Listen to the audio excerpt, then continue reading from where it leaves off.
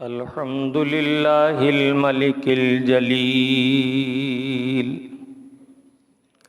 الذي أطفى نار إبراهيم الخليل،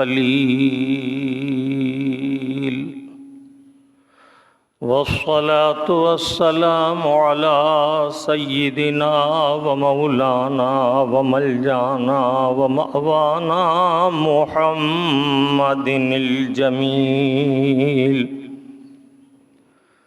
وعلى آله وصحابه الذين فازوا بالأجر الجزيل. أما بعد، فأعوذ بالله من الشيطان الرجيم. بسم الله الرحمن الرحيم.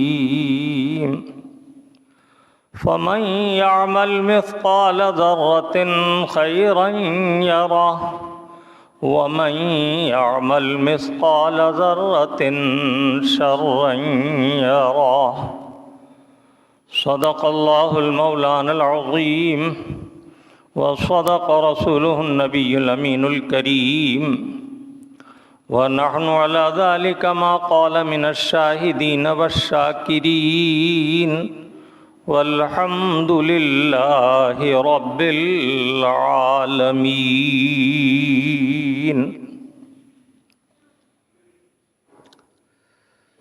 من علينا ربنا إذ بعث محمدا، من علينا ربنا إذ بعث محمدا أيده بأيديه أيدنا بأحمدا، أرسله مبشرا أرسله ممجدا، صلوا عليه دائما صلوا عليه سرمدا. ایک مرتبہ دونوں جہان کے آقا و مولا، سرور سروراں وجہ تخلیق کون و مکان، سرکار این و آن سیاح لامکان، احمد مجتبیٰ روحی فدا، محمد مصطفیٰ صلی اللہ تعالیٰ علیہ وسلم کی بارگاہ بے کس پناہ میں درود پاک کی نظر محبت پیش کریں. پڑھیں اللہم صلی علی سیدنا و شفیعنا و نبینا و مولانا محمد وعلی آل سیدنا و مولانا محمد کما تحب و ترضا بأن تصلی علیک صلاۃ و سلام علیک یا سیدی یا رسول اللہ. ایک مرتبہ اور بآواز بلند دہرائیں صلی اللہ علی النبی الامی والہ صلی اللہ علیہ وسلم صلاۃ و سلام علیک یا سیدی یا رسول اللہ. ذرے ذرے سے نمایاں ہے مگر پنہاں ہے، ذرے ذرے سے نمایاں ہے مگر پنہاں ہے، میرے مولا تیری پردہ نشینی ہے عجیب، دور اتنا کہ تخیل کی رسائی بھی محال، دور اتنا کہ تخیل کی رسائی بھی محال، اور قریب اتنا کہ رگے جاں سے قریب. میرے اللہ بدلے گا نظام گلستاں کب تک، رہیں گے پھول خاروں میں نصیب دشمناں کب تک. کبھی تو راحت منزل میرے حصے میں آئے گی، مجھے دھوکے پہ دھوکہ دے گی گردے کارواں کب تک. درود پاک پھر دہرائیں صلی اللہ علی النبی الامی والہ صلی اللہ علیہ وسلم صلاۃ و سلام علیک یا سیدی یا رسول اللہ وعلی آلک و اصحابک یا حبیب اللہ. اللہ رب العالمین نے اس کائنات رنگ و منہ میں بے شمار تخلیقات پیدا کیں، اور ہر تخلیق میں اللہ تعالیٰ عز و جل نے تاثیر کے جلوے رکھے. آپ کائنات ارضی و سماوات کی جن جن چیزوں سے متعلق غور و فکر کریں گے تو آپ پائیں گے کہ اللہ تعالیٰ نے ہر چیز میں تاثیر رکھی ہے، ہر شے میں تاثیر رکھی ہے. چاند کی چاندنی ہو یا ستاروں کی چمک، اشیاء میں اس کی تاثیر جلوہ نما ہوتی ہے۔ یہ باغوں میں پھلوں میں رنگ اور پھلوں میں مٹھاس اور بو پیدا کرتے ہیں۔ اللہ تعالیٰ نے انہیں جس کام پر مامور کیا اسے انجام دیتے ہیں، اور پھر کمال یہ ہے کہ اللہ تعالیٰ عز و جل کی ایک تخلیق انیک فوائد کا ذریعہ ہے، ایک ایک تخلیق ہزاروں فیضان کا باعث ہے۔ اللہ تعالیٰ عز و جل نے سورج پیدا فرمایا، اس تخلیق کا مقصد سارے عالم کو روشن کرنا، تاریکی کو دور کرنا، حدت و حرارت پیدا کرنا، گرمی کے ذریعے برودت سے بچانا۔ اللہ تعالیٰ کی کس قدر حکمتیں ہیں۔ پھولوں کو دیکھیے، رنگ برنگے پھول، اور ان پھولوں میں مختلف نکھتیں، مختلف خوشبوئیں، مختلف تاثیرات۔ گلاب کی تاثیر کچھ اور ہے، موگرے کی کچھ اور، نسترن کی کچھ اور ہے، موتی اور بیلا کی کچھ اور، اسی طرح ہزار قسم کے گل بوٹے، زمین کی نباتات جس میں ادویات کی تاثیر ڈال دی۔ آپ کائنات کے ذرے ذرے کو دیکھیے، کوئی شے تاثیر سے خالی نہیں۔ یہاں تک کہ آپ کے الفاظ جو زبان سے نکلتے ہیں، تحرک لسانی اور دانتوں کی صفارائی سے یہ نکلنے والی ہوا الفاظ کا لبادہ پہن لیتی ہے۔ ما یتلفظ بالفم فہو الہوا، جو کچھ تمہارے منہ سے نکلتا ہے وہ کیا ہے؟ وہ ایک ہوا ہے۔ لیکن حسن ترتیب زبان کی حرکتیں اور صفارائی دانتوں کی ایک ایک لفظ کو موتی کی طرح نمایاں کرتی ہے، اور ظاہر ہے کہ ہوا میں بھی ایک تاثیر ہے، ہوا میں بھی ایک طاقت ہے، ہوا میں بھی ایک شکتی ہے۔ ہوا ہی ہے جو سمندر کے پانی کو بلندیوں کی طرف اچھال دیتی ہے، ہوا ہی ہے جس کے اوپر ہزاروں ٹن وزن لادا جاتا ہے، اور وہ سڑکوں پر ہوا کے ذریعے دوڑتا اور چلتا چلا جاتا ہے۔ آپ اس کی ایک ایک نعمت پر تفکر کریں، غور کریں، تو ہر نعمت میں بے شمار تاثیرات، ہر مخلوق میں بے شمار اثرات موجود ہیں۔ بلا تکلف سمجھیے کہ آپ کی زبان سے نکلنے والے کلمات، الفاظ، یہ بھی تاثیر کا حامل ہیں، ان میں بھی اثر ہے۔ حضرت سیدنا ابو الحسن خرقانی علیہ الرحمت و رضوان ایک مجلس میں تشریف فرما ہیں، وہ اسم جلالت اللہ کے فوائد پر کلام کر رہے ہیں۔ اللہ تعالیٰ عز و جل کا اسم ذات اللہ ہے، اور اس اسم جلالت کے فوائد اگر آپ ذکر کرو تو کس قدر ہیں، اس پر روشنی ڈال رہے ہیں۔ اہل دل کی مجلس ہے، اہل دل کا کلام ہے، اسی مجلس میں آہستگی کے ساتھ خاموشی کے ساتھ بو علی سینا جیسا فلسفی آ کر ایک گوشے میں بیٹھ جاتا ہے۔ جب حضرت نے بتانا شروع کیا کہ اللہ کے ذکر کے فوائد یہ ہیں، اس اسم ذات کو پڑھنے والے کا قلب زندہ و ذاکر ہو جاتا ہے، تو وہ زیر لب مسکرانے لگا اور خیال کرنے لگا کہ اللہ اللہ کہنے اور اللہ کا ورد و ذکر کرنے کے کس قدر فوائد یہ بیان کر رہے ہیں۔ جب آپ نے اسے مسکراتے ہوئے دیکھا، اسے زیر لب ہنستے ہوئے دیکھا، تو آپ نے اس کی طرف توجہ کی۔ اللہ والوں کی نگاہ جس طرف اٹھتی ہے، جب وہ معرفت کی منزل پا لیتے ہیں تو ان سے حجابات اٹھا دیے جاتے ہیں، ان کے لیے ظاہر اور باطن یکساں ہو جاتا ہے، ان کے لیے دیواریں حائل نہیں ہوتی۔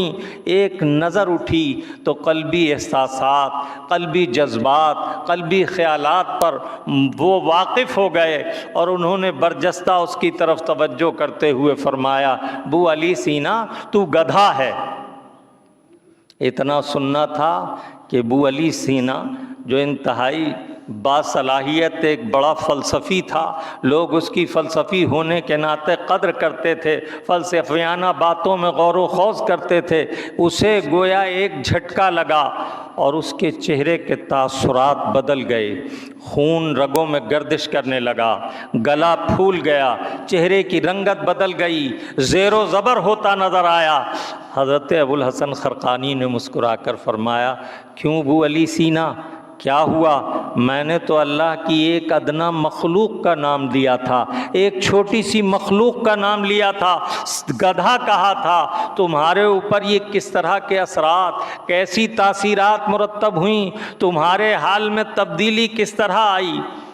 پھر آپ نے فرمایا، جب دیکھا کہ اب یہ پوری طرح نروس ہے اور میری طرف ہمتن گوش ہے، تو فرمایا جب اللہ کی ادنا مخلوق کے نام میں یہ تاثیر ہے کہ اچھے خاصے حال کو بدل دیا اور تمہیں غصہ آ گیا، تمہاری رگیں حمیت بھڑکنے لگی، تو تم بتاؤ کہ اس خالق کائنات رب ذوالجلال کے پاک نام میں کس قدر اثر ہوگا، کتنی تاثیرات ہوں گی۔ میں نے چند فوائد و چند تاثیرات کا ذکر کیا اور تم اس پر مسکرانے لگے۔ ابو علی سینا نے جب یہ سنا تو اٹھے اور اس عارف باللہ کے قدموں میں اپنا سر ڈال دیا، عرض کیا، اے امام، آج کے بعد میں آپ کا غلام ہوں اور حق یہ ہے کہ آپ کی نگاہ جو دیکھتی ہے وہ ہم نہیں دیکھ سکتے۔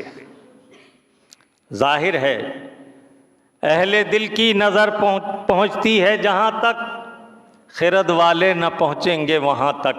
اللہ والوں کی نگاہیں، اہل اللہ کی نگاہیں جو دیکھتی ہیں وہ عقل والے نہیں دیکھ پاتے۔ اللہ تعالیٰ عز و جل نے ہر چیز میں تاثیر رکھی ہے۔ آج میری تقریر کا عنوان نیکی اور بدی کی تاثیر، یعنی مجھے صرف آج دو باتوں کے تعلق سے بیان کرنا ہے کہ نیکی کی اور بدی کی تاثیر کیا ہے۔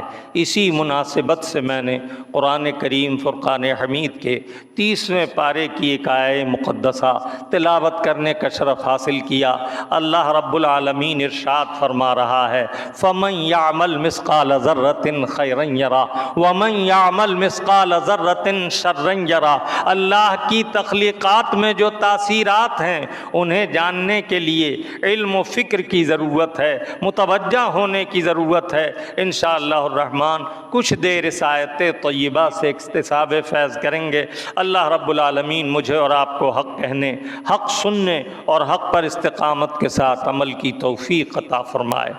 آپ کا پیارا رب عز و جل اس آیت بینہ میں ارشاد فرما رہا ہے، فَمَن يَعْمَلْ مِثْقَالَ ذَرَّةٍ خَيْرًا يَرَهُ، جو کوئی ذرے کے برابر بھی نیکی کرے گا تو وہ اس کا اثر دیکھے گا۔ وَمَن يَعْمَلْ مِثْقَالَ ذَرَّةٍ شَرًّا يَرَهُ، اور جو ذرے کی برابر بھی، ذرہ کس قدر کمزور چیز ہے، ذرہ کس قدر قلیل ہے، ایک ذرہ ناپو تو ناپا نہ جائے، تولو تو تولا نہ جائے، لیکن تمہارا پیارا رب عز و جل فرما رہا ہے نیکی ذرے برابر بھی کرو گے تو اس کے ثمرات کو ملاحظہ کرو گے، دیکھو گے، اور بدی ذرے کے برابر بھی کرو گے تو اس کے اثرات اور تاثیرات کو مشاہدہ کرو گے، ملاحظہ کرو گے، دیکھو گے۔ اللہ تعالیٰ عز و جل اس آیت طیبہ میں ہمیں اعمال صالحہ اور گناہوں کے تعلق سے متنبہ فرما رہا ہے، متوجہ فرما رہا ہے۔ حق یہ ہے کہ ہر شے میں تاثیر ہے، اثر ہے۔ آپ کو جس چیز کے تعلق سے جانکاری حاصل کرنی ہو اس کے ماہر کی طرف متوجہ ہونا پڑتا ہے۔ اگر علم نجوم کے تعلق سے جاننا چاہتے ہو تو فلکیات کے علوم رکھنے والوں سے ملو، اور اگر سائنس کے تعلق سے کسی شے کے اثرات جاننا چاہتے ہو تو سائنس والوں سے ملو۔ اسی طرح اگر آپ نیکی اور بدی کی تاثیر جاننا چاہتے ہو تو قرآن اور احادیث طیبات کے ماہرین سے ملو، تاکہ تم یہ سمجھ سکو کہ نیکی میں کیا ہے اور بدی میں کیا ہے۔ حق یہ ہے کہ اگر اسے مختصر لفظوں میں کہا جائے تو نیکی آبادی کا باعث ہے، اور گناہ بربادی کا سبب ہے۔ اگر اسے نسبت الہیہ کی طرف جوڑیں تو نیکی فضل و جمال کا سبب ہے، نیکی کے ذریعے آپ اللہ کا فضل اور اس کا جمال پاتے ہیں، اور گناہ بدی اس کے قہر و جلال کا سبب ہے۔ تو گویا اعمال صالحہ اور گناہ دونوں میں بھی اثر ہے، بالکل اسی طرح جیسے اللہ کی دیگر تخلیقات اور مخلوقات میں تاثیرات ہیں، یہاں تک کہ آپ کے منہ سے نکلنے والے کلمات و اثرات میں بھی تاثیر ہے۔ اگر آپ کی زبان سے پاکیزہ کلمات نکلتے ہیں، ستھرے کلمات نکلتے ہیں، اچھے کلمات نکلتے ہیں، تو اللہ تعالیٰ کے حبیب صلی اللہ تعالیٰ علیہ وسلم نے فرمایا کلمات طیبات باقیات الصالحات سے ہیں۔ آپ نے کہا سبحان اللہ، آپ نے کہا الحمدللہ، آپ نے کہا ماشاء اللہ، آپ نے کہا لک الحمد یا اللہ، یہ تمام کلمات طیبات ہیں اور یہ باقیات الصالحات ہیں۔ احادیث کے مطالعے سے پتہ چلتا ہے کہ سید عالم روحی فدا جناب محمد رسول اللہ صلی اللہ تعالی علیہ وسلم نے ارشاد فرمایا، جب بندہ مومن کوئی صالح ذکر کرتا ہے، کوئی پاکیزہ کلمہ زبان سے نکالتا ہے، تو اللہ تعالیٰ اسے سبز پرندے کی شکل میں باقی رکھتا ہے اور یہ قیامت تک خلا میں گردش کرتا رہے گا، اور اسے اللہ رب العالمین کا حکم ہوتا ہے کہ تو اس کلمہ مبارکہ کی تکرار کرتا رہ، ورد کرتا رہ۔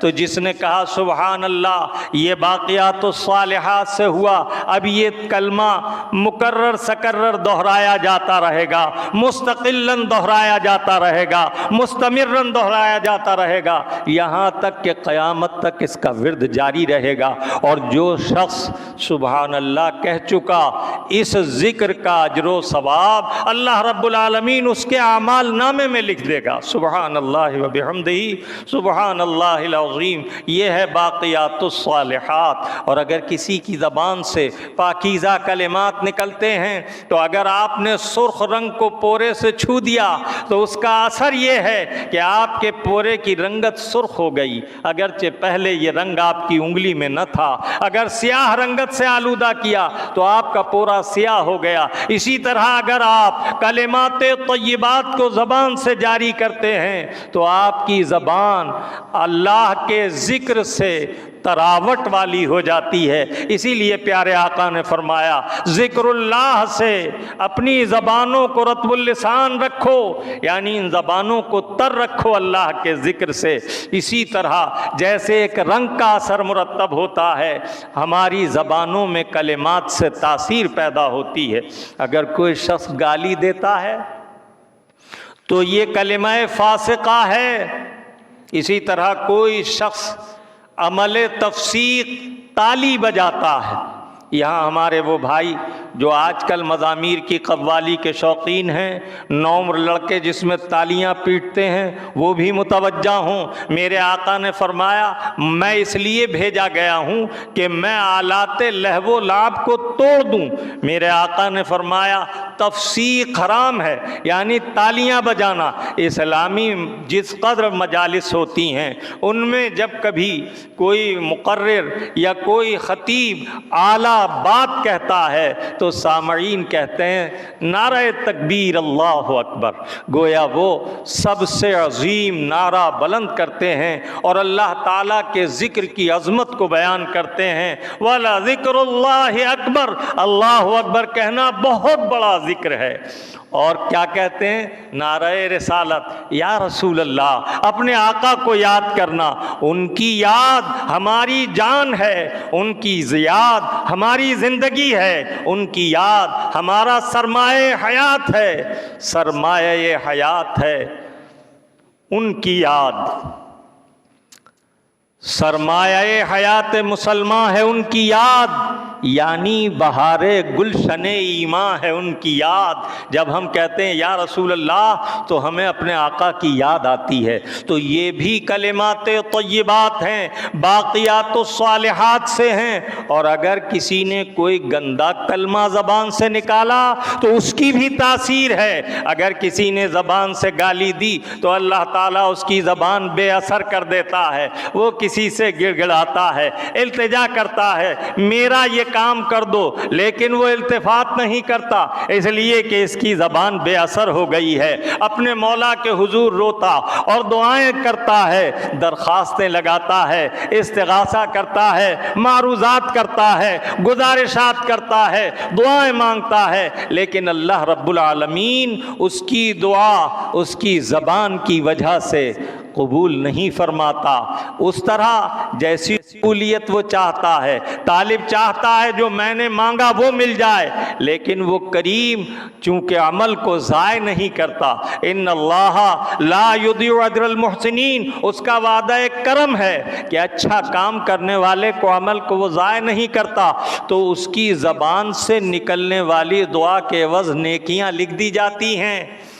لیکن جو وہ طلب کر رہا ہے وہ اس لیے نہیں عطا ہوتا کہ اس نے اپنی زبان کو آلودہ کیا ہے، بے اثر کیا ہے۔ اور اگر ذرا سی توجہ کریں تو آپ دیکھ لیں گے کہ جو شخص گالیاں بولتا ہے، گالیاں دیتا ہے، گالیاں نکالتا ہے، اس کا معاملہ یہ ہوتا ہے کہ اگر پوتے کو دادا گالی بک دے تو پوتا بھی کہتا دادا گالی بک رہے ہیں، وہ یہ نہیں کہتا فرما رہے ہیں۔ تو گویا بد کلمے کا انجام ادنا درجے کا یہ ہے کہ آدمی کی توقیر پامال ہو جاتی ہے، اس کی عزت ریختہ ہو جاتی ہے، اس کا وجود بکھرنے لگتا ہے۔ اور تاثیرات کے تعلق سے آپ دیکھیے اللہ تعالیٰ عز و جل نے اچھی اور بری تاثیرات رکھی ہیں اپنی خلق میں۔ کسی چیز کی تاثیر کسی کے لیے مفید ہو سکتی ہے اس کی طبیعت کے مزاج کے مطابق، اور کسی چیز کی تاثیر اس کے لیے مضر ہو سکتی ہے۔ اسی لیے ماہرین پہلے تاثیرات کو دیکھتے ہیں اور مزاج کو دیکھتے ہیں، حکماء بالخصوص علاج میں یہ دیکھتے ہیں کہ اس کا مزاج کیا ہے، اس مزاج کی موافقت سے اس کی تشخیص کی جاتی ہے، دوا تجویز کی جاتی ہے۔ معلوم ہوا کہ جب اللہ تعالیٰ عز و جل نے ہر چیز میں تاثیر رکھی ہے، یہاں تک کہ زبان سے نکلنے والے الفاظ جو مثل ہوا کے ہیں ان میں بھی تاثیرات ہیں، تو اللہ تعالیٰ عز و جل نے جو کام اپنی بارگاہ میں مقبول اور پسندیدہ بنائے ہیں ان میں بھی تاثیر ہے، اور جو برے کام ہیں ناپسند فرمائے ہیں، جسے اپن رب تعالیٰ نے منع فرمایا، اس کے حبیب نے منع فرمایا، اس کی بری تاثیر ہے۔ تو اعمال صالحہ کی تاثیر ہے آبادی اور اللہ کا فضل و جمال، اور بری گندی چیزوں کا، گندے اعمال کا، گناہوں کا کیا نتیجہ ہے؟ اس کی تاثیر ہے اللہ کا قہر و جلال اور بربادی۔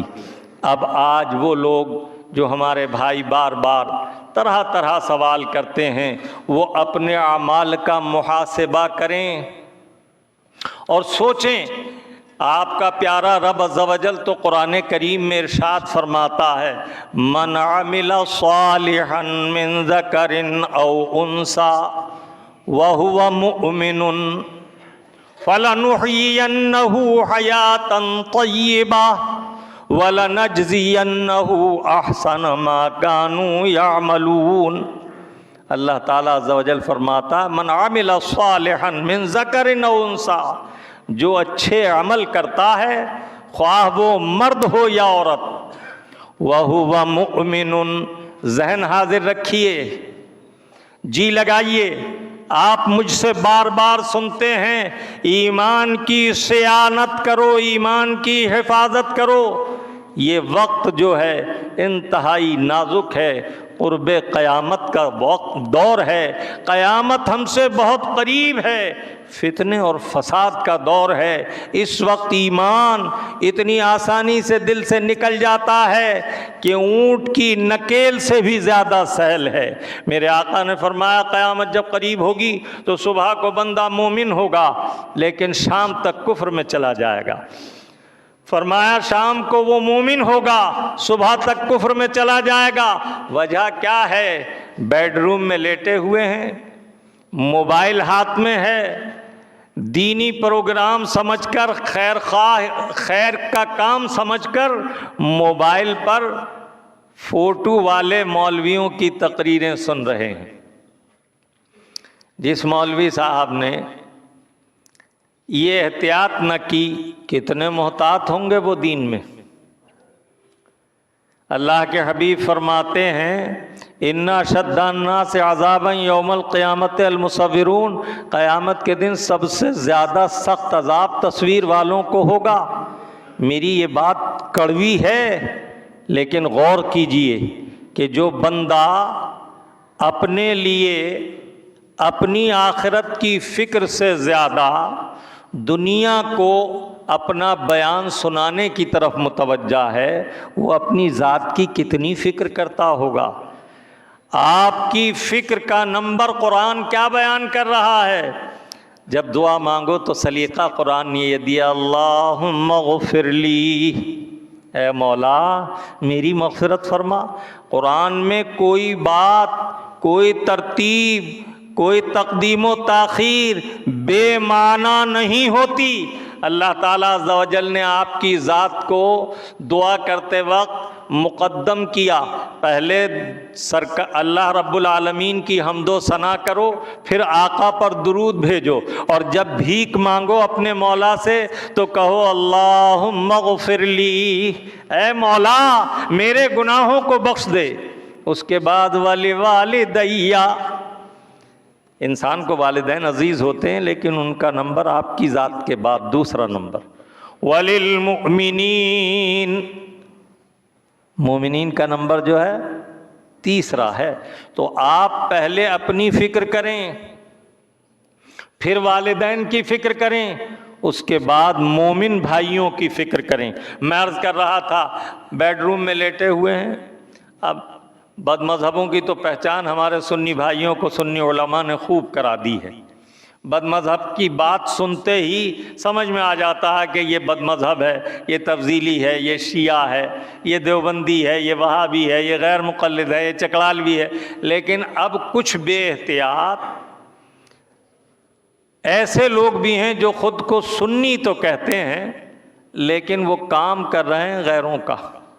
انشاءاللہ الرحمن آئندہ جمعہ میں کچھ حضرات کے بارے میں بتاؤں گا کہ آپ اپنے بیڈ روم میں لیٹ کر ان لوگوں کو اگر سنتے ہیں تو ہوشیار رہیے کہ پتہ نہیں یہ کہاں کیا کچھ کہہ دیں۔ ایک بات آپ کو، تاکہ آپ آئندہ جمعے تک یہ احساس بیدار رکھیں کہ ہمیں کچھ نئی معلومات ملنی ہے۔ ایک صاحب کہہ رہے ہیں لاکھوں، ہزاروں، اربوں، کھربوں روپے خرچ کر کے تم جلسہ کرا لو، اگر نماز نہیں پڑھتے ہو تو کسی کا باپ تمہیں نہیں بخشوا سکتا۔ ٹائٹل ان کا اہل سنت ہی کا ہے۔ انشاءاللہ الرحمن آئندہ جمعے میں کچھ گفتگو کروں گا۔ پھر یہی نہیں رکے، بلکہ کہا کہ اگر تم سمجھتے ہو یہ پیر بخشوا لیں گے تو کہا حضور غوث پاک رضی اللہ تعالیٰ عنہ نے فرمایا بے نمازی کو مسلمانوں کے قبرستان میں دفن مت کرو۔ جب بڑے پیر، پیرانے پیر یہ کہہ رہے ہیں تو ان چھٹکے پیروں کا کیا ہوگا؟ اتنی پٹائی ہوگی، اتنی پٹائی ہوگی۔ انشاءاللہ الرحمن آئندہ جمعے میں اس سلسلے میں گفتگو کروں گا کہ یہ ان کا بیان قرآن، حدیث اور فقہ اور عقائد اہل سنت کے بالکل خلاف ہے۔ ہرگز ہرگز ان موبائل پر آنے والے نام نہاد لوگوں کو سن کر اپنا ایمان اور عقیدہ اور عمل خراب مت کیجیے۔ پہلے آپ دیکھیے کہ بتانے والا کون ہے، یہ دیکھو کہ بتانے والا کون ہے۔ جیسا بتانے والا ہوگا ویسی ہی بات وہ بتائے گا۔ انشاءاللہ آئندہ جمعے میں اس پر گفتگو کریں گے۔ آج تو ہمیں یہ عرض کرنا ہے کہ نیکی کا نتیجہ آبادی ہے اور بدی کا نتیجہ بربادی۔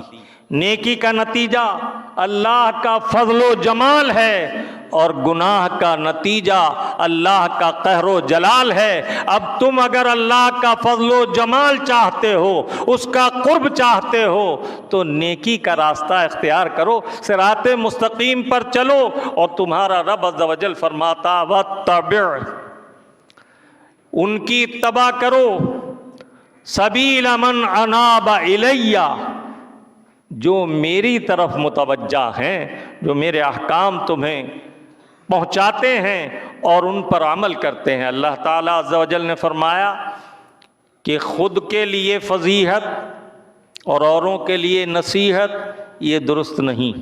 یا ایھا الذین آمنوا لما تقولون ما لا تفعلون، اے ایمان والو وہ بات کیوں کہتے ہو جو تم نہیں کرتے؟ تو اپنے لیے بھی عمل ضروری ہے، دوسرے کو دعوت عمل کے جوش میں ایسا نہ ہو کہ نماز کی تاکید کرتے کرتے معتقدات اہل سنت کے دائرے ہی سے نکل جاؤ۔ کتنی احادیث ہیں جن میں اللہ تعالیٰ کے حبیب نے مغفرت کا وعدہ فرمایا، کتنی آیات ہیں جس میں اللہ تعالیٰ عز و جل نے مغفرت کا وعدہ فرمایا۔ تو میں عرض کر رہا تھا کہ آپ کا رب عز و جل فرماتا ہے من عمل صالحا، جس نے نیک عمل کیا، من ذکر او انثی، چاہے وہ عورت ہو یا مرد، وہو مؤمن، بات یہیں پر ٹھہری تھی۔ میں عرض کر رہا تھا میں بار بار ایمان کی حفاظت کو کہتا ہوں۔ دیکھو رب تعالیٰ ایک عظیم وعدہ کرم فرمانے والا ہے اور فرما رہا ہے جو عمل صالح کرے، نیک کام کرے، چاہے مرد ہو یا عورت، لیکن شرط کیا لگا دی؟ وَهُوَ مُؤْمِنٌ، اور وہ ایمان والا ہو۔ معلوم ہوا بے ایمان کا کوئی عمل قابل قبول نہیں، نہ مرد کا نہ عورت کا۔ تو فرمایا جو عمل صالح کرے، چاہے وہ مرد ہو یا عورت، اور ہو ایمان والا، فَلَنُحْيِيَنَّهُ حَيَاةً طَيِّبَةً، فا تعقیب کے لیے اور لام تاکید کے لیے۔ طلبہ خوب جانتے ہیں کہ یہ تعقیب اور تاکید کس درجہ اہمیت کی حامل ہے۔ پس ضرور ہم اسے بہترین زندگی جلائیں گے۔ آج سب سے زیادہ گلہ اس بات کا ہے، میں اس بات سے پریشان ہوں، مجھے یہ شکایت ہے، مجھے یہ تکلیف ہے، لیکن اپنا محاسبہ نہیں کیا جاتا۔ جب ہم اپنا محاسبہ کریں گے تو اندازہ ہوگا کہ اللہ رب العالمین نے تو ہم سے قرآن میں یہ وعدہ فرمایا تھا کہ ایمان کے ساتھ جو بھی عمل صالح کرے گا، چاہے مرد ہو یا عورت، ایمان والا ہوگا تو ہم اسے ضرور بہترین زندگی دلائیں گے، اور آخرت میں اس کے کام سے کہیں زیادہ اعلیٰ اجر و ثواب عطا فرمائیں گے۔ اللہ رب العالمین فرماتا ہے وَلَوْ أَنَّ أَهْلَ الْقُرَىٰ آمَنُوا وَاتَّقَوْا، اگر بستی والے لوگ ایمان لاتے اور پرہیزگاری اختیار کرتے، لَفَتَحْنَا عَلَيْهِمْ بَرَكَاتِ السَّمَاءِ وَالْأَرْضِ، تو ضرور ہم ان پر زمین اور آسمان کی برکتیں کھول دیتے، انڈیل دیتے۔ لیکن ہوا کیا؟ وَلَٰكِن كَذَّبُوا فَأَخَذَهُمْ بِمَا كَانُوا يَكْسِبُونَ، انہوں نے اللہ تعالیٰ کے رسولوں پر جو وہ پیغام لائے تھے ان پر ایمان لانے کے بجائے اس کی تکذیب کی، تو انہیں وہی ملے گا جو انہوں نے کمایا۔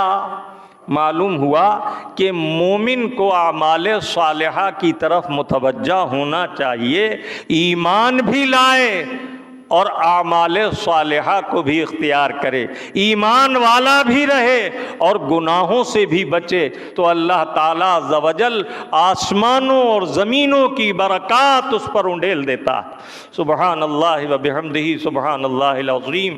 اللہ رب العالمین نے ارشاد فرمایا کہ اگر تم ذرہ برابر نیک عمل کرو گے تو اس کی تاثیر دیکھو گے، اس کے اثرات ضرور دیکھو گے، اور اگر ذرہ بھر تم خطا کرو گے، گناہ کرو گے، تو توبہ نہ کی تو ضرور اس کے منحوس اثرات دیکھو گے۔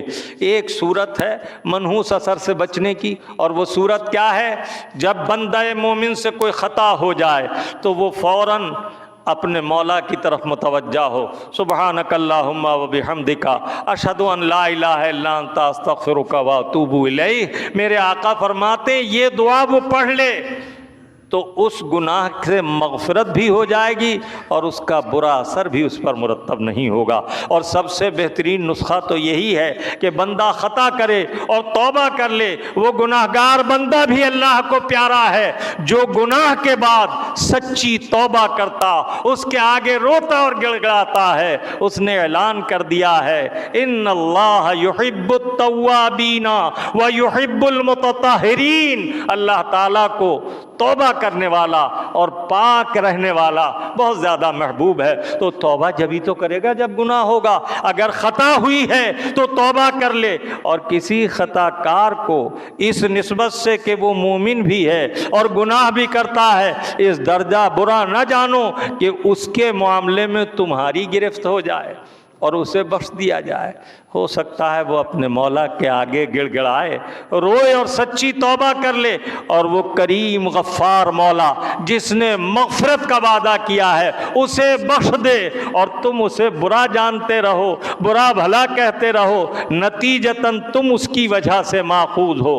ان اللہ تعالیٰ یغفر الذنوب جمیعا، بے شک اللہ تعالیٰ جس کے چاہتا ہے سارے گناہ معاف فرما دیتا ہے، اور وہ قادر و قیوم ہے، یغفر لمن یشاء ویعذب لمن یشاء واللہ علی کل شیء قدیر۔ وہ جسے چاہے بخش دے اور جسے چاہے عذاب دے، وہ ہر چیز پر قادر ہے۔ اپنے معاملے میں ڈرتے رہو کہ اپنے گناہوں سے توبہ کرو اور اپنے مولا کو راضی رکھو کہ وہ توبہ کرنے والوں کو محبوب بنا لیتا ہے، توبہ کرنے والوں کی مغفرت فرما دیتا ہے۔